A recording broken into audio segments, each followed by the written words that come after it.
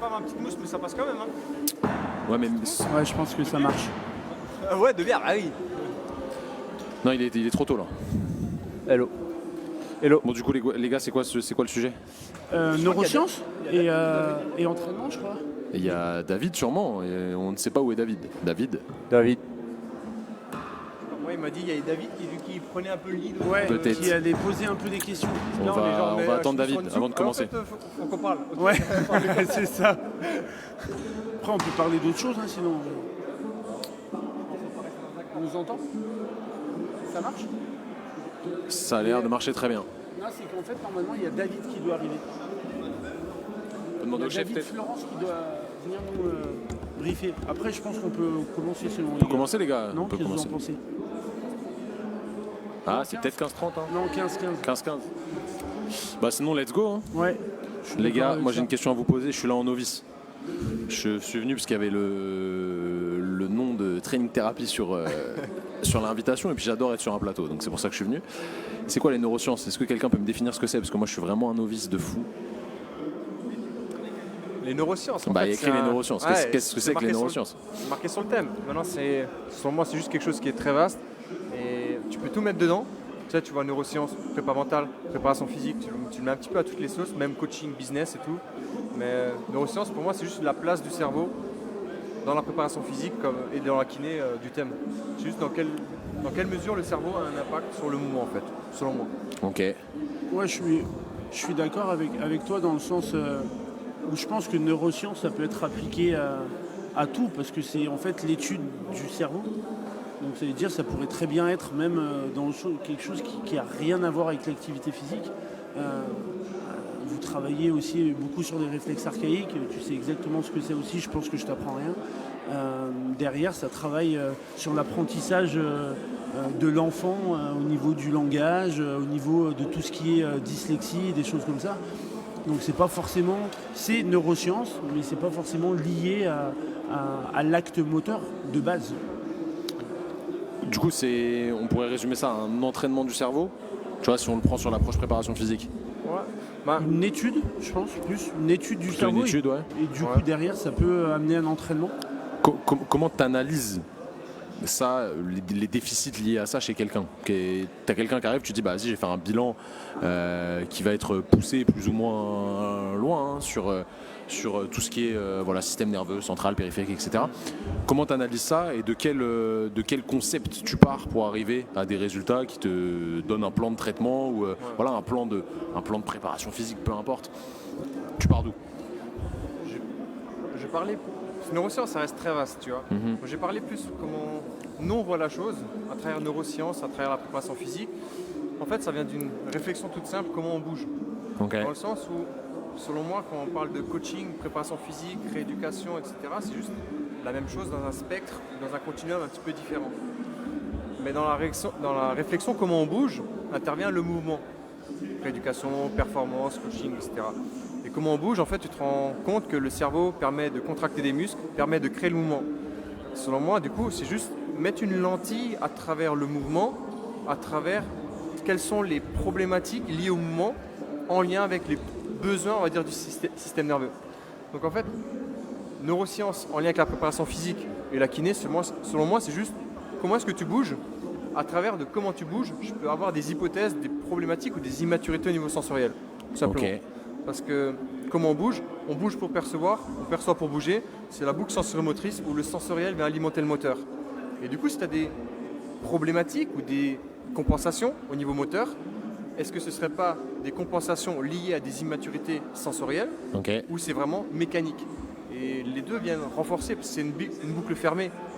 Le sensoriel vient alimenter le moteur, mais le moteur vient alimenter le sensoriel. Il ne faut pas être dogmatique en disant c'est juste le sensoriel. Non, c'est les deux, ils vont ensemble en fait dans une. C'est ça, c'est que c'est pas équation. indissociable. C'est-à-dire que pour moi, là où il y a vraiment quelque chose à faire, c'est de se dire que en tant que coach, moi de base, je vois quelqu'un qui fait un squat, je vois que son squat est pas mature. En fait, je vais reprendre quels sont les chaînons de ce squat et qu'est-ce que je vais pouvoir en faire. Je vais étirer une chaîne poste, je vais mobiliser une hanche. Et maintenant, la question, et c'est là où je suis complètement d'accord avec toi, et je le savais, c'est de se dire, est-ce que avant l'acte moteur qui est décidé par le cerveau, est-ce qu'il y a les entrées sensorielles, les inputs de l'environnement, est-ce qu'elles sont bonnes?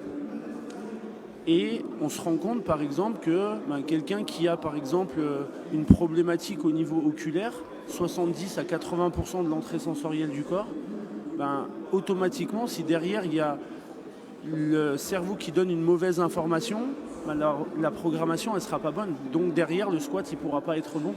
Je prends toujours un peu l'exemple et c'est pour ça que je pense qu'il y en a qui galèrent sur ça, et moi le premier, sur arriver à faire prendre conscience ça aux gens. C'est si demain, pour monter à Nevers, je passais par Marseille alors que j'habite à Saint-Étienne, en fait, si j'ai fait ça toute ma vie, je ne vais pas me poser la question. Maintenant, si toi, tu viens me dire « Oh John, qu'est-ce que tu fais? En fait, tu as bien plus court », je vais me dire « Ah ouais, c'est vrai ». Et en fait, la problématique des neurosciences, et en tout cas des neurosciences appliquées au sport, c'est de se dire que ce n'est pas toujours des choses qui sont visibles à l'œil nu. Tu vois, quelqu'un qui veut un programme de force, tu vas lui dire fais un 5x5, 85% du RM, récup 3 minutes, ça va lui parler. Si tu lui dis, vas-y, on va faire des agrippements de pied, on va jouer sur les capteurs proprioceptifs, sur les capteurs nocicepteurs, ou même sur les yeux, ou même sur la mâchoire, le gars il va te dire mais qu'est-ce que tu me racontes? Tu me fais faire de la convergence, tu me fais faire du travail de saccade. Moi je veux être meilleur en squat en fait. Et tu sais, parce que vous avez fait la vidéo et tu t'es bien rendu compte de ça aussi, tu vois. Donc je trouve que c'est là où c'est pas évident. Et comme tu le dis, c'est que le muscle, c'est à la fois un capteur et à la fois un récepteur. Donc en fait, le muscle, il peut donner des informations, mais il en reçoit également. Donc c'est la complexité, je trouve. Si je rebondis un peu là-dessus, tu as parlé de 5x5 pour la force.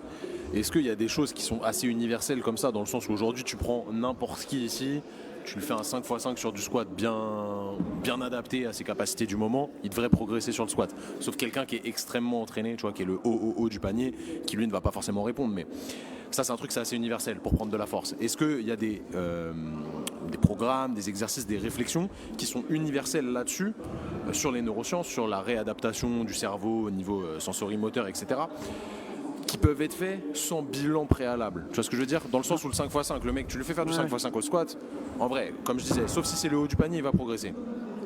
Est-ce que tu peux balancer un programme comme ça qui est facile à comprendre, facilement utilisable et qui est non spécifique à un bilan, à une personne où c'est impossible?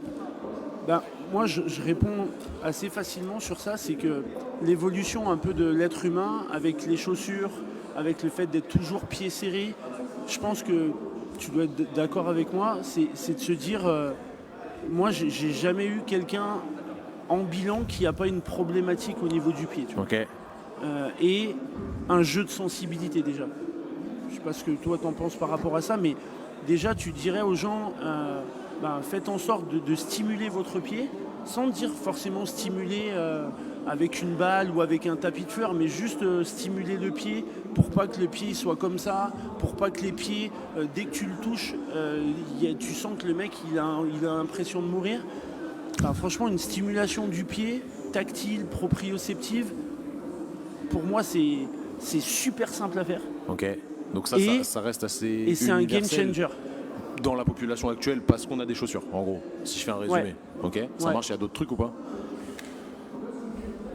C'est difficile à répondre pour vrai. Je sais, parce qu'en vrai, qu'on soit clair, même si je reprends mon exemple du 5x5, ça reste très individuel. Tu vois, il y a des gens qui vont répondre, des gens qui vont pas répondre, bref, c'est pas la question, mais est-ce qu'il y a quand même des choses qui sont assez redondantes? En fait, l'expérience nous montre quand même que lorsqu'on parle au niveau du système nerveux, on parlera des entrées sensorielles. De manière générale, tout ce qui est en lien avec la perception, on va dire il y a 3 grands GPS. La proprioception, comme tu l'as dit, le système vestibulaire et le système oculaire. L'expérience nous montre que, notamment au niveau visuel, les gens ne les travaillent pas. C'est rare qu'ils vont travailler les yeux, tu vois. Pourtant, tu as 6 groupes musculaires, tu as beaucoup de nerfs crâniens qui sont en lien avec ça. Donc, généralement, travailler les yeux, c'est bien. Tu vois, on a pas mal de sportifs, on leur dit, enfin sportifs de haut niveau, on leur dit, on va faire un travail déjà chez l'orthoptiste, déjà pour calibrer, pour voir ce qu'il en est en fait, tu vois. Parce qu'ils n'ont pas l'habitude de le faire. La proprio, pour vrai, dans le monde du coaching, ça va, ça maîtrise. Il y a pas mal d'outils, des automassages, des étirements, etc., etc. Ça, ils connaissent. pareil, le vestibulaire, ils le font pas trop non plus, tu vois. Donc on va dire, il y a peut-être des tendances un petit peu générales. Fais un petit peu de vestibulaire, un petit peu de visuel. Le proprio, généralement, tu ne fais pas trop mal. Mais avec toujours cette idée de marge d'erreur, dans le sens où potentiellement ça peut marcher, généralement parce que tu le fais jamais, mais en se disant, des fois, peut-être pas en fait, tu vois. Ok. Donc avoir des grandes lignes, ouais, un petit peu de stimulation, mais en gardant en disant que c'est une grande tendance, non, c'est pas trop, tu vois. Évidemment. Après, ce qui est bien, tu prends pas je trouve de risque au niveau du pied et de la stimulation, c'est que en fait ça aurait dû être fait. Tu vois, ça veut dire on aurait dû passer du temps pieds nus, tout le monde aurait dû ramper, après marcher à quatre pattes et ne pas avoir, on va dire, des zones de 1 mètre carré pour se déplacer en étant bébé. Donc ça, en fait, moi, c'est ce que je dis souvent aux gens que je réapprends, ou plutôt eux essaient de se réapprendre à ramper, c'est qu'en fait, je fais pas un truc de ouf, hein. Je fais juste quelque chose que tu n'as pas fait dans ton développement moteur. Et du coup, c'est là où tu te dis, au final, tout le monde devrait le faire. Tu vois, par exemple, les yeux, je suis d'accord avec toi, je dirais pas à tout le monde de le faire. Parce que tu sais, ça peut être quand même bien plus insécure. Tu peux avoir des trucs, si tu vas faire, tu sais, passer un moment, c'était un peu tout le monde doit savoir converger. Si tu vas chercher quelqu'un qui a un strabisme et que tu lui demandes de converger, c'est plutôt dangereux, tu vois. Okay. Donc, j'irai pas là-dedans. Mais le pied, pour moi, c'est la première entrée avec le sol, hein, donc avec le mouvement. T'es d'accord? Malheureusement, il n'y a pas de vérité. Oui, c'est ça le truc, tu vois. Néanmoins, tout être humain devrait être capable de bien bouger, en lien avec la proprio, bien voir avec les yeux, bien s'équilibrer avec l'oreille interne et bien intégrer les trois ensemble dans le mouvement. Ils devraient être capables de. C'est quoi les problématiques que la plupart de vos clients ont quand ils viennent vous contacter? C'est qu'est-ce qu'ils cherchent en fait? Pourquoi ils se tournent vers ce genre de prise en charge? Chez moi, les gens ils viennent sûrement me voir parce qu'ils ont des restrictions ou des problématiques qu'ils ont dans leur pratique sportive et qu'ils ont essayé pas mal de méthodes traditionnelles sans avoir de réponse à leurs questions. Donc c'est pour booster leur performance? C'est ça. Ok.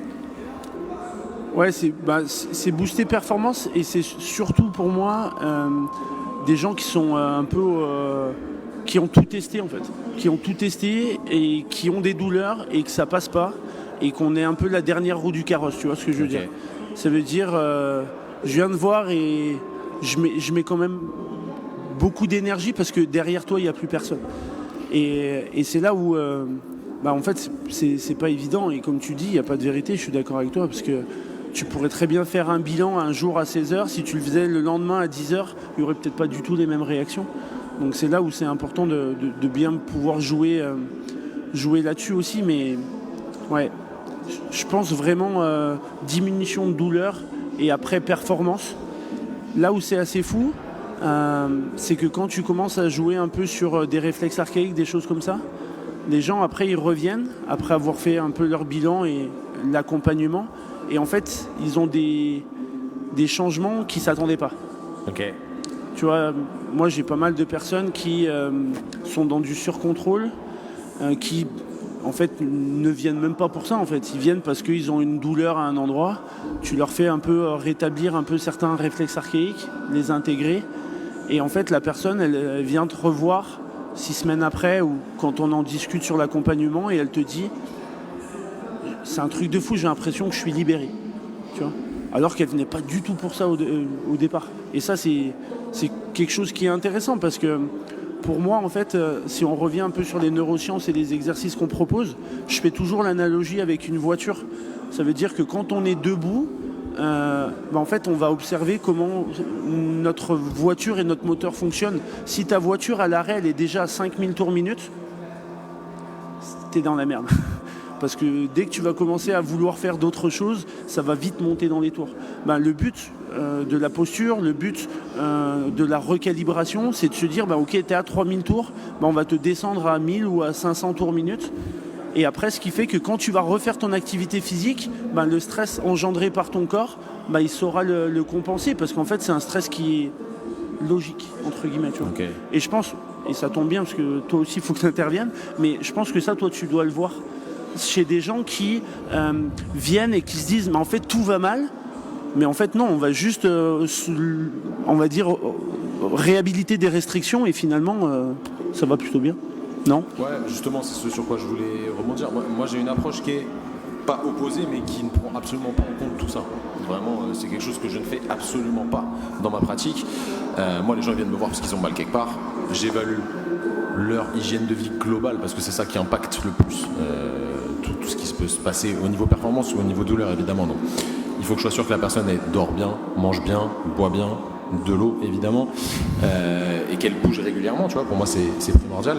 Et après nous en fait on va se focaliser sur la mobilité, donc la capacité à avoir une amplitude de mouvement complète et active, les capacités musculaires et la tolérance des tissus à l'étirement, la douleur, peu importe, enfin bref, l'attention qu'on va mettre sur le tissu.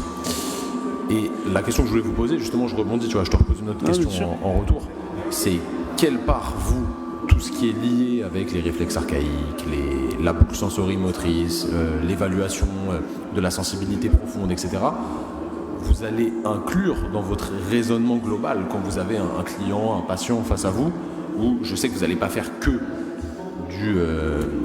une approche avec les neurosciences. Tu vas faire un truc qui est plus large, évidemment. Quel pourcentage ça doit prendre, ça, selon vous, là, je pense qu'il n'y a pas de réponse universelle là-dedans, mais selon vous, dans ce genre de prise en charge? En fait, je pense que tu as dit une chose qui est ultra importante, c'est que quand on fait un bilan, moi je le prends de manière holistique. Ça veut dire que j'ai eu ce cas il n'y a pas longtemps, une personne qui dort mal, une personne qui venait de se séparer. Voilà, t'as beau lui faire passer le pied sur une balle à picot, ça va pas changer grand-chose, quoi. Exactement. Et en fait, c'est ce que j'ai dit à la personne. J'ai dit, le bilan, on va pas le faire maintenant.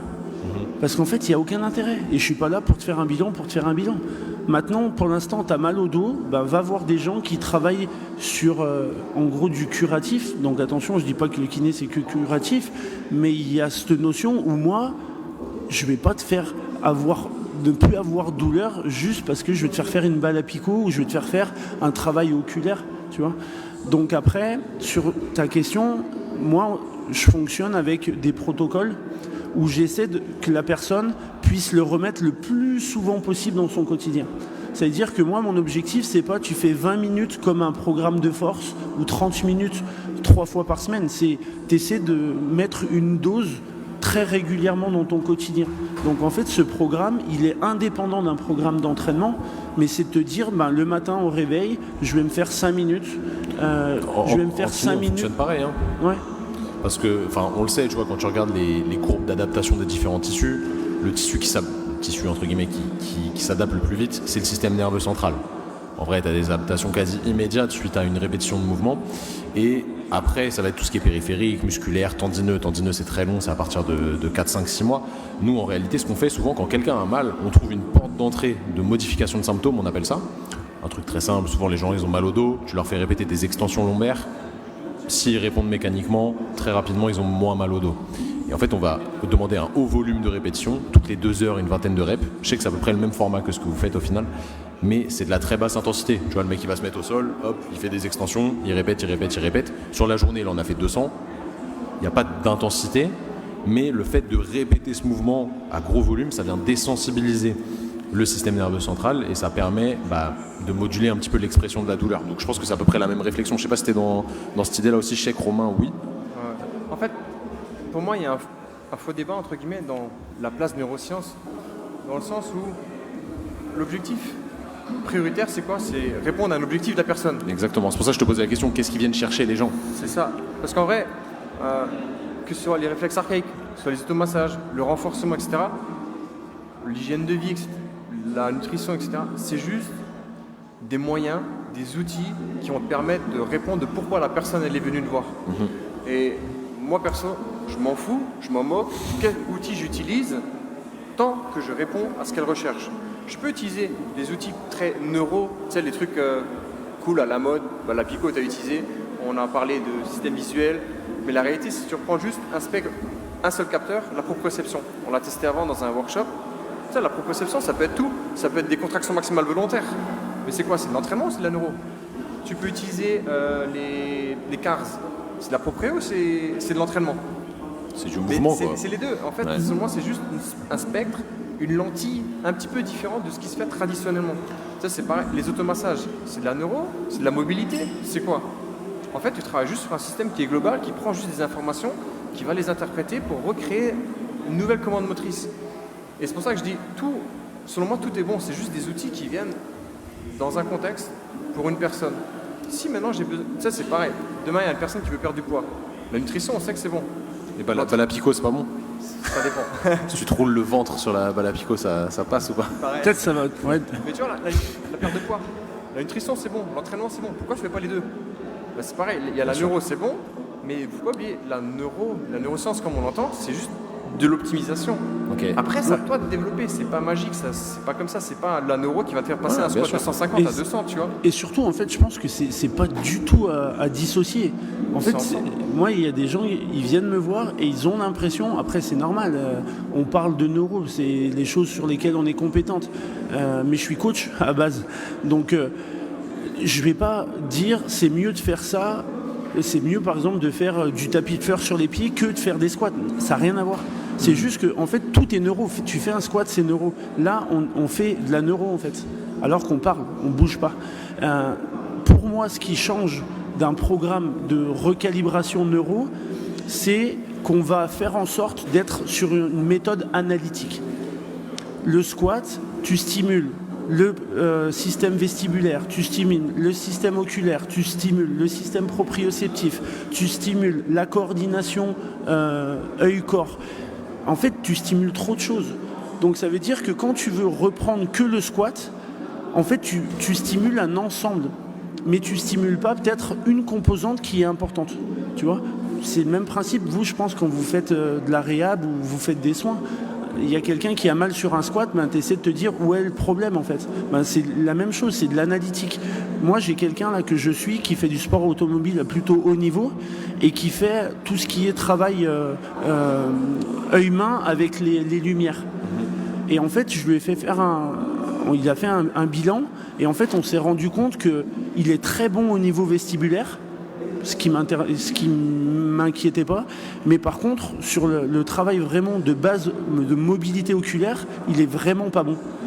Et je lui ai dit c'est très bien ce que tu fais, c'est juste le stade supérieur. Donc pour moi le stade 1 ça serait de la reprogrammation de son œil parce qu'en fait il a des yeux mais qui jouent pas leur rôle. Ensuite, le stade 2, ça serait son travail avec en gros les cibles. Et son stade 3, ça serait je le mets en application au volant dans un rallye où là, j'ai des stress qui sont supérieurs. Donc, c'est juste une progression en fait. Il y a quelqu'un qui apprend le squat, ben, tu vas peut-être lui faire du squat à vide, peut-être même un squat en asseyant sur une chaise. Et la finalité, c'est un squat à 150 kg, peut-être si les gens sont contents. Mais pour moi, tout est neuro et il n'y a aucune dissociation à faire, aucune. Ouais, donc c'est un outil parmi Tout est tant outil. d'autres. C'est ce que j'aime bien dire en réalité. Pour moi, un bon coach, un bon kiné, peu importe, c'est quelqu'un qui a une grosse caisse à outils et pour mettre le clou, il va sortir le marteau. Tu vois, il va pas sortir le tournevis. Avec le tournevis, tu peux faire un truc. Si tu retournes ton tournevis et que tu tapes avec le cul du tournevis, mais c'est pas optimal. Le marteau, ça va être quand même plus efficace. Du coup, ça me ramène sur une dernière question. Je pense à ça, parce que tu me parlais de la vidéo que j'avais fait avec Romain. Aujourd'hui, il y a beaucoup de gens qui sont très sceptiques vis-à-vis de tout ça. Je pense que vous le savez encore mieux que moi. Ouais. Voilà. On peut vous attaquer régulièrement là-dessus. Ça n'a pas vraiment de sens, mais voilà, on a bien capté l'idée. Est-ce qu'il y a des papiers qui sortent aujourd'hui sur l'intérêt de tout ça, même si c'est très interindividuel, donc très difficile à étudier?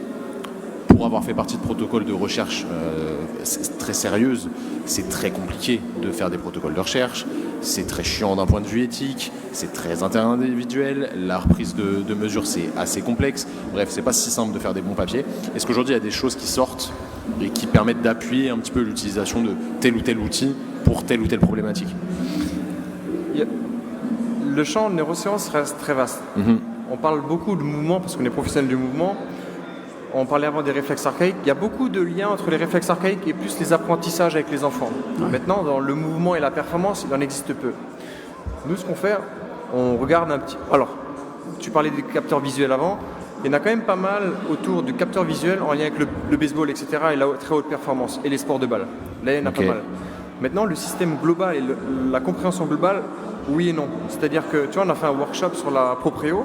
Ce qu'on fait, c'est on va tester tous les propriocepteurs. Ouais. Zone neuromusculaire, adaptation lente, rapide, etc. En fait, ce qu'on fait, on prend un livre de neurosciences. À quoi sert ce récepteur? Tu le testes. Tu sais qu'adaptation lente, c'est un étirement. Teste. Maintenant, il n'y a pas de papier qui va dire ça marche, ça marche pas. C'est surtout de la science de terrain où teste, regarde ce qui fonctionne. Mais il y a quelques trucs, il y en a de plus en plus, mais ça reste quand même dans le domaine du mouvement et de la performance. C'est vraiment quelque chose qui est en exploration et qui se fait tout doucement. Ok. Je pense que ça se fait plus dans vraiment le côté neurosciences appliquées à la maladie, tu vois. Je pense que là, il y a des choses qui ont pu être faites sur tout ce qui va être réflexe archaïque. Il y a de plus en plus de papiers, mais plus sur des apprentissages scolaires, dyslexie, dyspraxie, des choses comme ça. Là, il y en a beaucoup. Après, la problématique, et comme tu le dis, c'est que ça demanderait beaucoup de personnes, et je pense que c'est bien moins facile et applicable qu'un protocole 5x5 back squat, tu vois. Et je pense que c'est pour ça qu'aussi il y a quand même beaucoup de galères là-dessus, tu vois. Et il y a beaucoup de recherches là-dessus qui sont faites sur les pathologies, les vraies atteintes cérébrales, plus que dans la performance. Et du coup, on n'a pas le choix d'extrapoler, entre guillemets, prendre les infos. Ça, c'est, comme tu as vu, des problématiques liées au tronc cérébral, c'est plus ça. C'est quoi? C'est des personnes qui ont un AVC.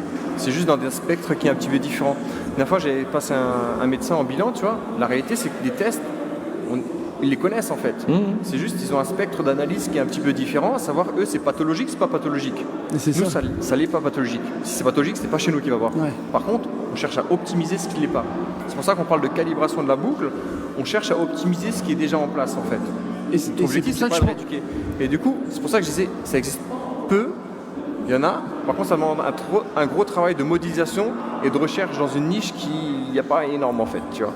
Okay. Et je pense qu'ils mettent déjà plus les moyens sur ce qui est pathologique. Ah ouais. Et ce qui peut être ce qui est normal aussi, ce qui a du sens. En fait, c'est vachement plus simple quand même de trier un groupe de personnes. T'as la pathologie, t'as pas la pathologie.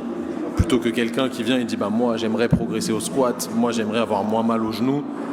Faut que tu aies 10 personnes qui veuillent avoir moins mal au genou. Là, tu parles de pathologie, quelqu'un qui a fait un AVC, tu prends 10 personnes qui ont fait un AVC, c'est vachement plus simple en termes de triage et de sélection de patients pour faire ton étude correctement. C'est là où c'est compliqué chez vous. Et il y a plein de choses de toute manière avec le corps humain qui sont très difficilement prouvables d'un point de vue scientifique, du moins, et étudiables en réalité. Ouais. Donc c'est toujours là où c'est difficile de peser le pour et le contre.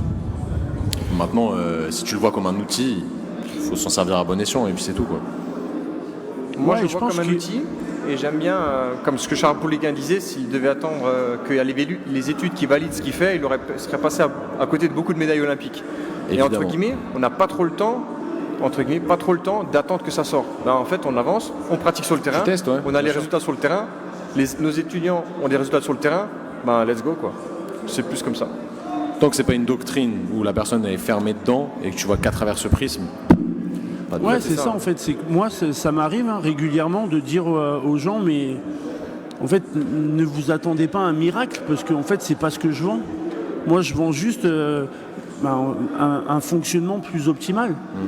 Moi, c'est même très régulier que je dis à des personnes. J'ai une amie qui est kiné, qui est très bonne. Je lui dis, en même temps, va voir ton médecin du sport, fais en sorte d'avoir d'autres check-up aussi, et on travaillera ensemble.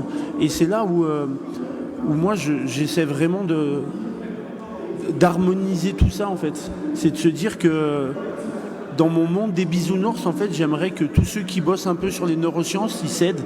Là, moi, aujourd'hui, hier, je suis allé faire, quand je pouvais, des ateliers avec Labo, et je suis ravi. J'aimerais discuter plus avec toi sur ce que tu mets en place aussi, qu'on puisse se dire ok, le coach c'est pas soit le coach soit le kiné, tu sais, c'est un peu la guéguerre des fois et j'aime pas ça, tu vois. Arrêtez la guerre les amis.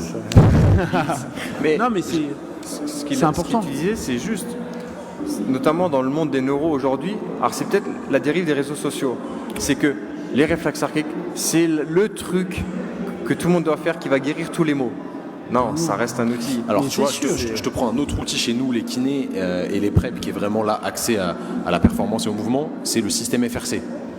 Système FRC, il y en a, ils ont vu la lumière. Nous, on l'a fait il y a longtemps déjà. Système FRC, des mecs, ils ont vu ça, ils ont vu la lumière parce que c'est un truc qui est efficace sur le terrain. Pour le coup, bon, c'est juste du travail de mobilité bien réfléchi. Et ils ont cru que ça allait tout faire. Guérir, améliorer la perf, alors qu'en fait, c'est juste des petits outils parmi tant d'autres. Comme le FMS avant, comme Kelly Startet, les Voodoo Floss avant. Exactement. Mais c'est des questions de mode. Mais Faut je juste pense- pas être dogmatique. Ben, c'est la mode et je pense aussi c'est que comme la première fois où moi j'ai étudié les neurosciences, je me suis dit mais c'est quoi ce truc de dingue? Et en fait je pense que là il y a beaucoup de personnes, je connais moins par rapport au kiné, mais il y a beaucoup de personnes sur les neurosciences et sur les réflexes archaïques qui voient des choses changer sur eux en 20 secondes et qui se disent oh putain si ça marche sur moi ça marche sur tout le monde. Et en fait à un moment donné ils se calment en se disant ok je me suis peut-être un peu emballé, je vais pouvoir l'utiliser mais en fait c'est pas magique. Pour moi, c'est comme l'exemple que tu as dit, une boîte à outils. Et c'est un exemple qu'on dit tout le temps. C'est sûr que c'est un marteau, tu vois tout le temps. Et va voir un petit peu tout ce qui se fait, de sorte à alimenter ta boîte à outils. Et lorsque tu auras une personne qui va venir avec un clou, tu auras le bon outil pour elle. Après, l'outil, il faut savoir le manier aussi, tu vois. Parce que si le tournevis, tu vises dans le mauvais sens, ça peut pas marcher. Ah, c'est vrai. Non, mais c'est vrai, il y a plein de gens tu sais, qui font plein de trucs, qui pensent savoir faire plein de trucs, mais si tu les testes jamais, au final, tu sais pas faire. Tu vois, donc faut tester. Et le problème, c'est que si tu testes tout, bah, très rapidement, tu oublies des grosses parties de chaque truc. Donc pour moi, si je devais donner un conseil à quelqu'un qui veut commencer à se former, creuser des sujets, pour moi, il faut se donner des périodes clés et tu ponces un sujet en particulier jusqu'à ce que tu n'aies plus tes réponses. Tu vois, tu as des zones d'ombre toujours. Il n'y a pas un truc qui résout tout. Et une fois que tu as vraiment poncé le truc et qu'il te manque des réponses à tes questions, tu changes. Et tu vas garder un gros bagage là-dessus évidemment, mais tu vas l'alimenter avec d'autres choses. Et pareil, tu reponces un autre système, etc., etc. Et après, tu te fais ta propre vision. Et c'est là où pour moi, tu prends du plaisir dans ta pratique déjà. Et ce que tu fais, c'est raisonner et raisonnable. Et c'est intéressant ce que tu dis. J'aime bien tu dis un système. Et ça, c'est important. On en voit plein des coachs, tu sais, des méthodes, il en existe 15 000. En vrai, il en existe, je sais plus, c'est Emerson qui disait des méthodes, il y en a des millions. Mais ce qui est important, c'est d'avoir ton propre système. Et que non pas tu changes à chaque fois comme tu changes de chaussures, mais tu as ton propre système que tu éprouves sur le terrain et que tu viens implémenter par des nouvelles connaissances que tu as acquis.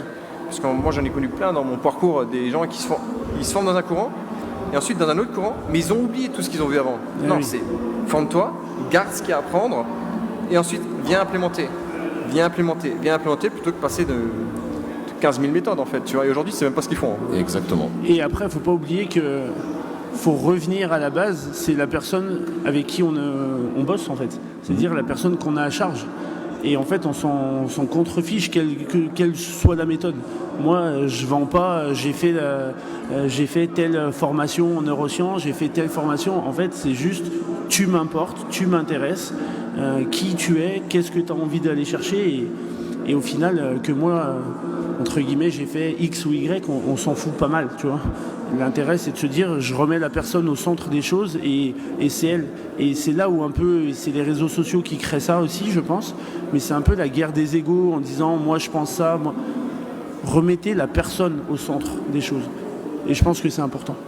Si tu mets de la nuance sur les réseaux sociaux, tu fais pas de vues, donc tu peux pas. C'est incroyable. On en a parlé avec Aurélien incroyable, les gars. Boussal hier encore, il le disait, tu vois, mais c'est vrai. Ah, très intéressant. Merci d'avoir répondu à mes questions, les gars. Je pense qu'on a fait un bon petit tour. Je sais pas si vous aviez d'autres sujets à mettre sur la table, mais Non, c'est cool. on est pas mal, hein. Moi, je pense que c'était pas mal. C'est quoi la chose que tu as retenue du coup? Qu'il faut faire de la balle à picot pour perdre du poids. Non, la chose que j'ai retenue, c'est que c'est un outil parmi tant d'autres en réalité, et que voilà, encore une fois, faut pas être dogmatique. Il faut utiliser des outils qu'on maîtrise, qu'on aime bien et qui répondent aux besoins de la personne qu'on a en face de nous aussi. Parce que si tu fais un 5x5 au back squat à Janine, 75 ans, qui est là juste pour avoir moins mal au dos, ça peut être efficace, mais c'est pas forcément ce qui sera le plus optimal. Je sais pas ce que vous en pensez, mais. Ouais. Ah, je suis pas mal d'accord. Ouais. Carrément. Bon, bah merci les gars. Merci bien. Merci. Bien. Ciao. Ciao. Allez. Oh bah ça a été, t'as géré ça d'une main de maître. Je suis bientôt sur TF1, les gars. Ouais, grave. Bientôt sur TF1. Cool. Avec quelle équipe de Rockstar